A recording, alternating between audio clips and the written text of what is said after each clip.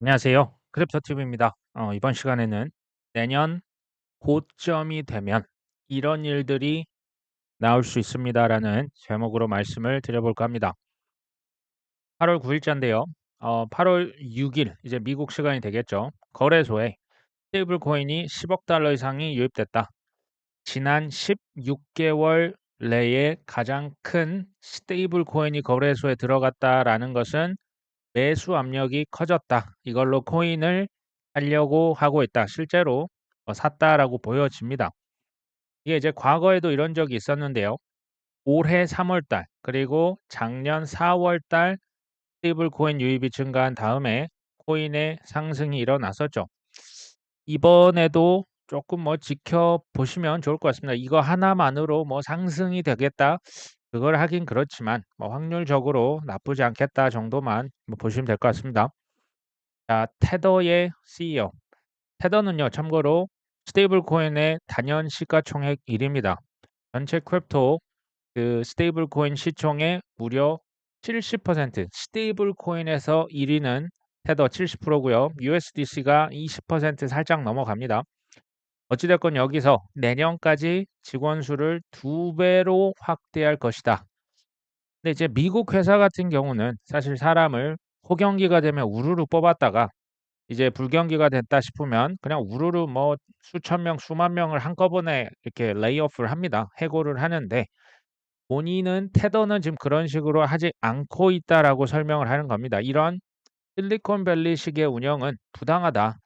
우리는 사람 뽑을 때 매우 신중하게 채용을 결정한다. 그리고 주로 경력자를 뽑고 있다. 자, 그런 테더에서 내년까지 직원 수를 2배 이상으로 확대한다는 것은 시장을 좋게 보고 있는 거겠습니까? 아니면 절대 절망, 상승장은 이제 끝났고 하락장으로 가겠다라고 보고 있는 걸까요? 이변이 없는 한 내년까지 여러 가지 이유로 큰 시세 상승이 예측이 됩니다. 또 하나의 분석이 있는데요. 이제 과거 강세장 사이클 고점 대비해서 MVRV 이게 이제 Market Value Realized Value 해서 이게 이제 수치가 높다라고 보면 아무래도 고점의 신호고 이 수치가 낮으면 저평가돼 있고 대략 이렇게 보시면 됩니다. 근데 비트코인의 MVRV 이 지금 고점 올해 최고점이 2.64까지 갔었는데요. 이전 사이클의 최고 수준인 한 3.68에는 전혀 미치질 못했죠. 이게 그 앞에 사이클로 가면 거의 7까지도 갔었거든요. 대부분 지금 알트코인의 MVRV도 굉장히 지금 낮습니다. 그리고 현재 비트코인의 MVRV는 1.76, 2도 안 됩니다. 이전 최고 사이클의 지금 절반도 실은 안 되는 수치거든요. 갈 길이 먼 거죠. 시장이 근데 이제 가격이 상승하는데도 사실은 굉장히 시간이 생각보다 오래 걸립니다. 이게 비행기로 치면 이륙하는데 한 90% 활주로를 가다가 마지막에 테이크오프 하는 거 기억나십니까? 그것을 우리가 지금 기다리고 있는 바나나 존이라 보시면 돼요. 90% 이상은 평지를 가니까 굉장히 생각보다 시간이 오래 걸리지만 한 번 테이크오프를 하는 순간 생각보다 높이 날아가는 거죠. 저는 여러 가지 이유로 올해 말 소위 말하는 바나나 존이 시작할 수는 있습니다. 근데 아무래도 꼭지는 올해보다는 내년 어느 시점이 되지 않을까. 자, 기관 추정 주소가 사흘간의 이제 커브라고 하는 코인이 있습니다. 이제 디파이 쪽에서 많이 쓰는 코인을 2,500만 개를 매도했다. 무려 458만 달러 손실을 기록했다. 제가 이것을 가져온 이유는 딱 한 가지입니다. 기관들도 특히 이제 헤지 펀드가 이런 걸 많이 하는데요. B2를 그렇게 많이 해요. 선물 옵션을 해서요. 이제 영끌 B2로 해서 기관들도 큰 손실을 본다 안 본다 생각보다 많이 봅니다. B2 선물 옵션은 본인이 타고난 부분이 아니라면 되도록 안 하셨으면 좋겠습니다. 어떤 분석은 이런 얘기를 하죠. 최근에 비트코인 가격이 좀 반등이 있었는데 이거는 숏 커버링의 결과다. 소위 말해서 누군가 공매도를 쳤다가 이제 공매도를 친 바닥에서 다시 사거든요. 그래서 아마 크게 이제 급반등을 한 게 아니냐.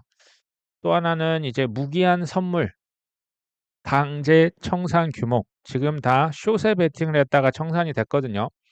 그러니까 숏에 베팅을 했는데 가격이 올라 버리면 이제 숏을 베팅했던 사람은 돈을 다 잃게 되고요. 생각보다 강한 단기적인 반등이 나오게 됩니다.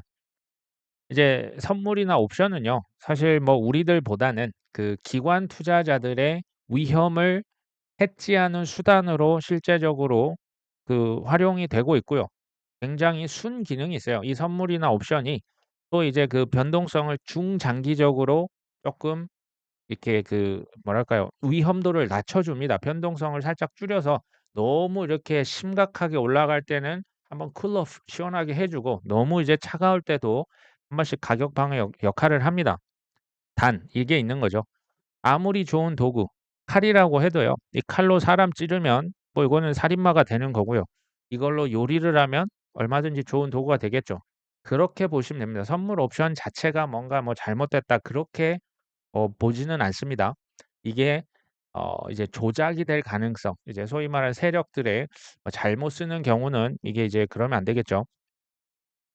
폭스 비즈니스가 최근에 암호화폐 그 코인 회사들이 해리스 미국의 대통령 후보 측을 찾아갑니다. 첫 번째 회의를 했는데요. 재밌죠? 첫 회의에 비난의 고성이 오갔다. 암호화폐 인사들과 카멀라 해리스 미국 부통령 캠프 측이 처음으로 원탁 회의를 했는데 험악한 분위기가 연출됐다. 이제 암호화폐 인사들이 이제 그 백악관에 대해서 이제 그 그 반암호화폐 정책을 추진했기 때문에 맹비난을 쏟아냈다. 그러니까 이제 해리스 측의 관료들이 사실상 야단을 맞았다. 또 분위기가 굳어졌다. 정책적인 불만을 토로했지만 해리스 측에서는 어떤 기조의 변화도 약속하지 않았다.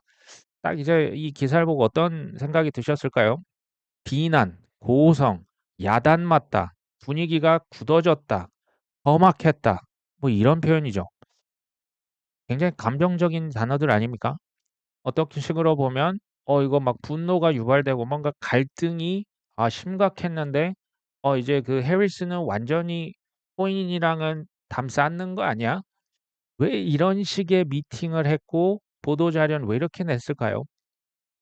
저는 그들의 의도가 지금 당분간은 이런 식으로 가는 것 같아요. 트럼프는 친코인이죠. 트럼프는 달라라 가자 모드입니다. 해리스는 뭡니까?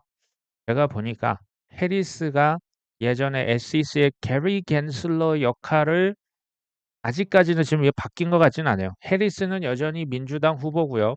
게리 갠슬러처럼 이제 코인러들의 좀 마음을 좀 이렇게 위로할 수 있는 격려할 수 있는 뭔가 발언을 기대했는데 고성이 오갔다. 이 얘기는 어 이제 제가 말씀을 드렸잖아요. 저기 블랙락의 레리 핑크나 저기 트럼프 전 대통령도 코인에 갑자기 그 손바닥 뒤집듯이 입장을 번복했지 않습니까? 그 명분을 뭐라고 했습니까? 이번에 ETF, 이더리움도 안 되는데 갑자기 됐던 이유가 제가 그 명분을 그들은 미국의 대선으로 찾았다라고 말씀드린 거 기억나십니까? 갠슬러 역할을 해리스가 당분간은 좀 더 할 것으로 보여집니다. 자, 이런 상황에서 폴리 마켓이건 이제 그 여론조사 하지 않습니까? 생각보다 해리스의 승리 확률이 그 이제 예상 승률이 트럼프를 쪼끔씩 앞서가는 모양새를 좀 보여주고 있는 거죠. 해리스가 트럼프 이길 것 같은데 이게 이제 전 세계적 언론을 타고 보도가 되면 될수록 어떤 효과가 있을까요? 이게요. 코인 가격을 떨어뜨리는 데 효과적입니다. 해리스가 이 고성이 오갔다며 근데 해리스가 대통령이 될 것 같다며 이게 소위 말하는 가격을 떨어뜨리거나 조정 시에 이 효과가 좋습니다. 최근에 그런 일이 있었죠. 어찌 됐건 한번 근데 한번 리마인드 해 보시죠. 최근 한 3년 정도 게리 갠슬러가 SEC에서 코인 기업들 고문했지 않습니까? 괴롭혔지 않습니까? 끝까지 팔을 비틀고 너희들 미등록 증권을 팔았어. 다 증권이야. 깜빵 가야 돼. 이 고문의 결과가 지금 어땠습니까? 뭐 고성이 오갔고 어쩌고 했지만 결과적으로 비트코인 현물 ETF 승인됐죠. 이더리움 현물 ETF 승인됐죠. 물론 몇 개 법안이 아직 남아 있긴 합니다. 코인은 결국 갈 길 가고 있는 것 같은데요. 그 이유가 뭘까요? 블랙락을 비롯한 금융 세력들이 돈으로 이해관계자, 국회의원, SEC의 고위 공직자 설득을 했지 않았을까요? 설득이라고 썼지만 로비라고 하는 표현이 더 있습니다. 트럼프는요. 그들의 그 정책이 이전과 사실 다르지가 않아요. 탈달러화고요. 반세계화입니다. 그러니까 자국 이기주의죠. 또 트럼프는 친코인입니다. 이 트럼프라고 하는 후보가요. 금융 세력들의 정치적인 목적과 이해관계에 훨씬 더 부합하는 후보입니다. 아직까지 누가 된다 만다. 근데 저는 트럼프의 가능성을 여전히 더 높게 봅니다. 설사 해리스가 당선이 된다고 해도 저번에 블락락의 인사 담당자 얘기했던 기억 나십니까? 보통 대통령이 누가 되느냐는 전혀 중요하지 않고 대통령의 호주머니를 쥐락펴락 돈을 넣었다 빼 누가 돈을 넣어주냐, 누가 그걸 잡고 끌고 갈 수 있냐가 중요하다. 그 사람들은 이미 칭코인으로 돌아섰다는 것을 좀 한번 생각을 해보시면 좋을 것 같아요. 제가 우리나라에서는 웬만하면 정치 얘기를 사실 안 하려고 합니다. 근데 이제 코인 세금과 관련되면 어쩔 수 없이 이걸 말씀을 최대한 객관적으로 한번 드려볼까 합니다. 지금 최근에 증시에 폭락이 있었지 않습니까? 조금 회복은 됐지만 이제 민주당에서는 이 금투세에 관해서 유예냐 완화냐 또는 예정대로 그냥 시행을 해야 된다. 민주당 내부에서도 갈등이 나오고 있어요. 그래서 이에 대해서 입장을 밝히겠다. 근데 그것을 토론회를 통해서 밝히겠다라고 했었는데요. 최근 분위기 굉장히 심상치 않았지 않습니까? 그래서 토론회 자체를 연기를 시켜버립니다. 최근에 한국, 미국, 일본 할 것 없이 증시가 폭락했는데 세금 내라? 이거는 감당할 수 없는 금투세, 이제 그 투자자들의 엄청난 분노를 자아낼 수 있거든요. 그래서 실제로 민주당의 이제 진모 의원은 밤길 조심해라. 투자자들이 이렇게까지 협박을 했다라고 합니다. 그럼에도 불구하고 나는 시행할 것이다. 라고 하는 본인의 소신을 또 아주 철저하게 이렇게 밝혔습니다. 그랬는데 지금은 이제 민주당에서 금투세 유예 확정 이것을 지금 결론 내지 않겠다. 조금 물러서는 모양새입니다. 그러면서 뭐라고 합니까? 11월 달로 미룰 것이다. 이건요. 제가 이게 왜 이거 금투세를 계속 말씀을 드리냐면 금투세를 폐지할 것이냐, 시행을 할 것이냐, 유예를 할 것이냐, 아마도 금투세는 폐지 아니면 시행, 모르겠습니다. 뭐가 될지는 이 결과가 코인 과세에 결정적인 영향을 미칠 겁니다. 왜냐하면 한번 과정을 생각해 보십시오. 주식은 세금을 내는데 코인만 안 낼 수 있습니까? 불가능합니다. 형평성에서 이게 아마 이거 논리가 안 돼요. 주식은 코인을 폐지했는데 코인만 세금을 낸다. 그것도 말이 안 되고 그러니까 이 금투세가 우리에게는 그만큼 지금 중요한 키워드가 맞습니다. 이것을 지금 11월에 가서 확정을 할 것이다라는 얘기는 제 생각에는 지금 당 내에서도 의견이 갈리잖아요. 지금 증시가 폭락했을 때 이거 건드리지 말자. 나중에 주가가 그때 가면 좀 더 오르지 않겠어? 그때 가서 다시 한번 얘기를 꺼내 보자. 지금 이 얘기를 좀 이런 식으로 표현을 하지 않았을까라는 저의 추론이고요. 지금 금투세 워낙 그 비난이 세다 보니 공제 한도 이거 이제 5천만 원까지는 세금을 이제 유예하기로 했었는데 안 내기로 했었는데 공제 한도를 1억 원으로 상향하자. 이 얘기는 뭐냐면요. 민주당에서 이제 국민의힘과 국회에서 통과를 시킬 때 이렇게 해서라도 도입하자라고 이게 타협안을 찾은 이게 본인들이 시도를 하는 거죠. 이것을 11월에 가서도 똑같이 시도할 가능성이 지금 여전히 남아 있는 겁니다. 금투세를 만약에 타협해서 내년 1월부로 시행을 하겠다. 이 얘기는 코인에도 세금을 어떤 식으로 공제 한도를 늘려서라도 아마 받아낼 가능성이 높습니다.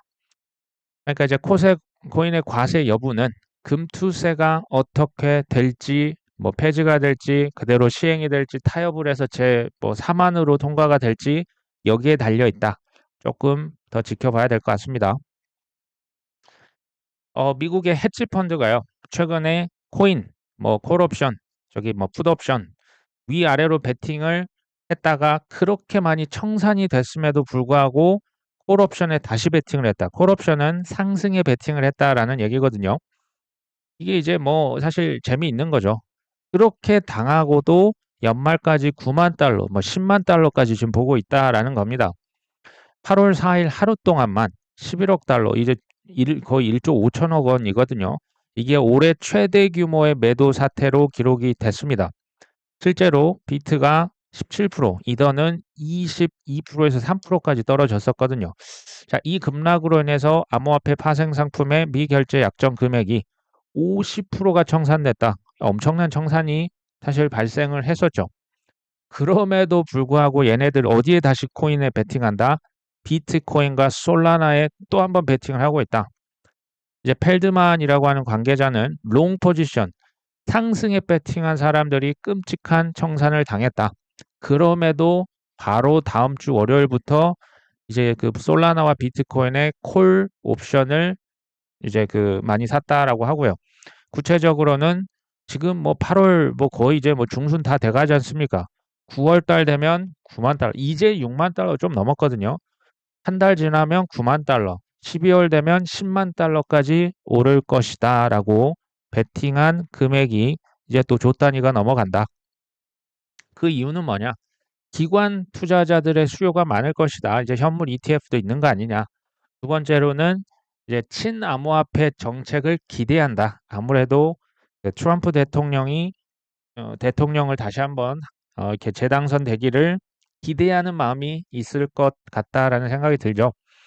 급락을 했을 때 비트코인을 매수하려는 주문이 매도 주문을 훨씬 웃돌았다. 자, 이러한 불균형은 4만 9천 달러 이하 밑에서 입 벌리고 기다리고 있는 하이에나들이 상어들이 어마어마하다는 것을 의미한다.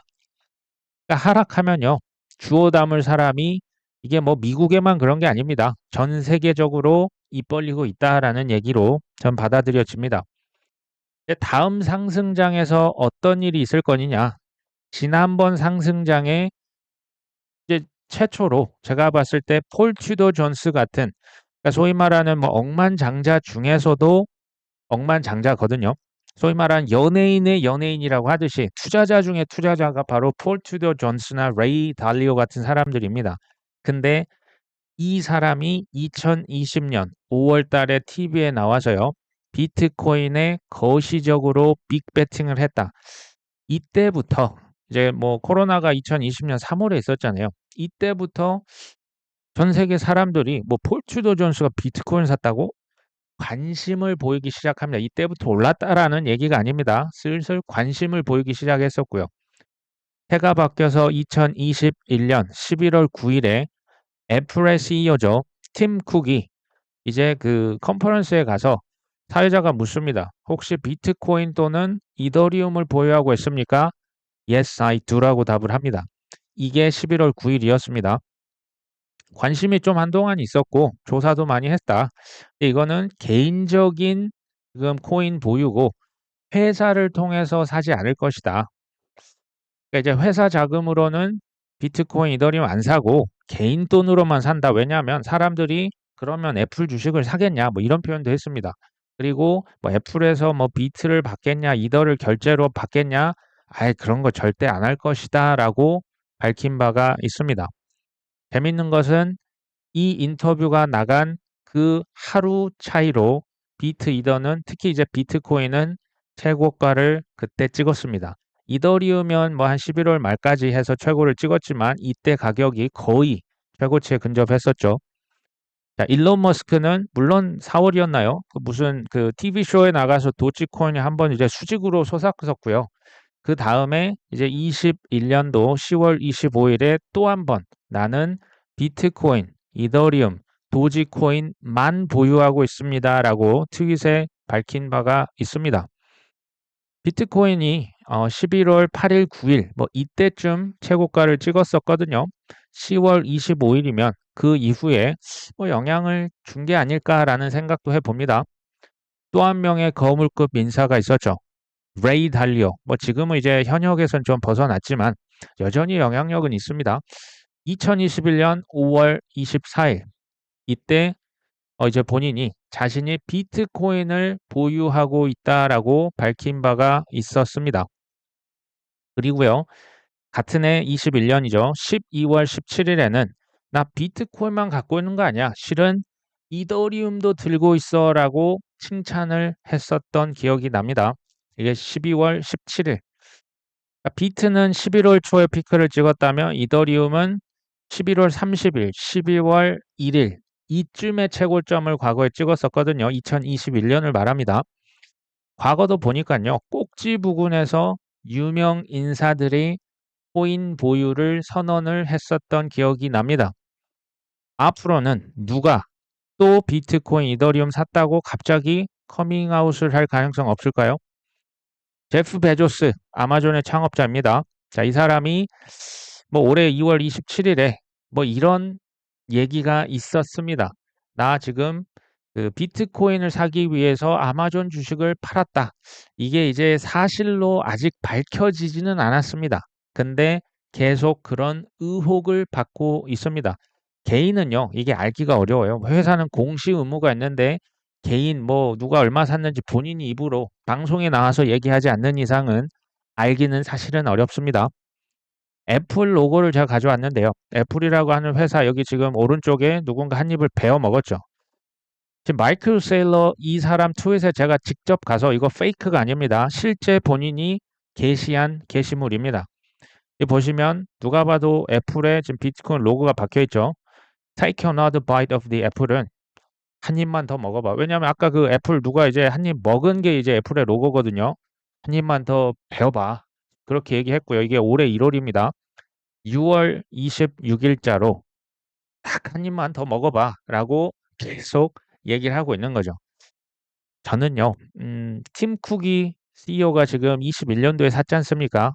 저는 언젠가 애플 할 거라고 봅니다.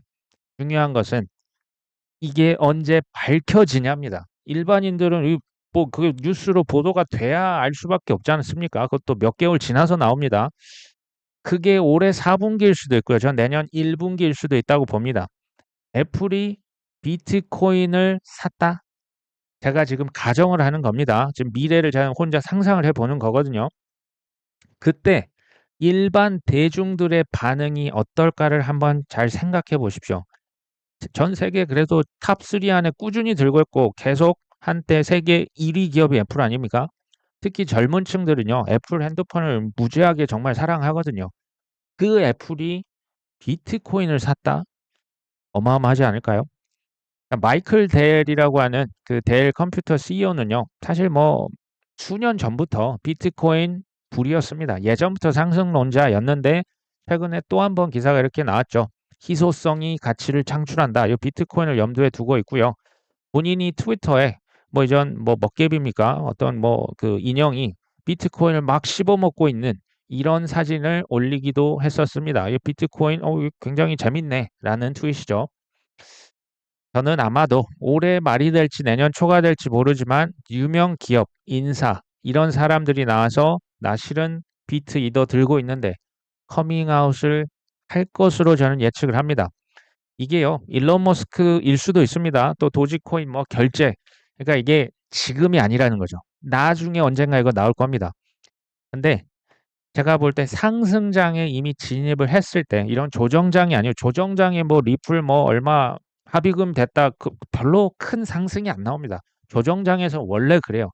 저는 그래서 리플도 지금 합의를 하지 않았냐라고 봅니다. 상승장에 진입했을 때 만약 그런 호재가 터졌다 하늘로 날아가겠죠. 제가 볼 때는 이게 또 한 번 반복될 가능성이 있습니다. 만약에 그러면 이제 단기 과열이 당연히 될 수 있거든요. 그렇다고 바로 파는 게 아니라 객관적인 지표들, 인간 지표들을 동시에 확인을 할 필요가 있다. 자, 비트코인은요, 과거 사이클에서 굉장히 정확했던 핵심 지표 하나를 꼽아라. 파이 사이클 톱 인디케이터라고 있습니다. 이거 구글에 치시면 나오거든요. 두 개 선이 서로 맞닿으면 어김없이 거의 사실 100% 비트코인이 최고점을 찍었었습니다. 비트는 파이 사이클 톱, 그 다음에 알트코인은 제가 저번에 말씀드렸던 비트코인 도미넌스, 이게 40% 이하로 내려가면 알트가 굉장히 거품이 많이 껴있다.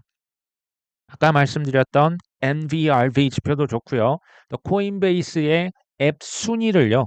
그 트위터에 가서 코인베이스 앱 랭킹 치시면 그게 과거에 불장의 한 가운데서 글로벌 순위 1위에 올랐던 기억이 있습니다. 그러면 거의 뭐 끝물이라 보셔야겠죠.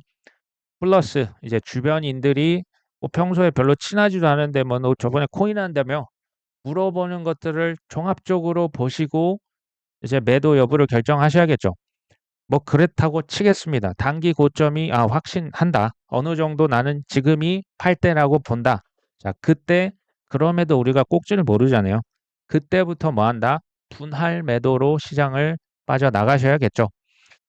비행 그 조종사 훈련이요. 막 그 훈련을 워낙 많이 해서 막 눈을 가리고 해도 막 이렇게 비행기가 흔들리잖아요. 막 360도 돌에도 불구하고 훈련을 맞이해서 그 착륙을 하고 낙하산을 펴고 탈출한다고 하거든요. 그런 것처럼 우리도 매도 시뮬레이션을 계속 머릿속으로 돌려보는 거죠. 나는 언제 팔 것인가?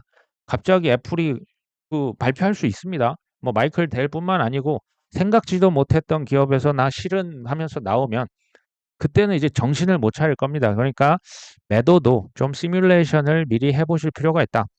꼭지를 모르기 때문에 분할 매도 또 업비트 같은 데 미리 예약을 걸어 놓으시면 가장 좋겠죠. 자, 꼭지와 바닥을 안다고 하면 사기꾼입니다. 이거 저도 모르고요. 이거 아무도 모릅니다. 다만 제가 이제 뭐 그 내년 어느 시점이 되면 객관적인 지표를 말씀드릴 생각을 갖고 있습니다. 일단은 모두 지금 주말이죠. 행복한 주말을 보내셨으면 합니다. 오늘 방송 여기까지 합니다. 끝까지 시청해 주셔서 감사합니다.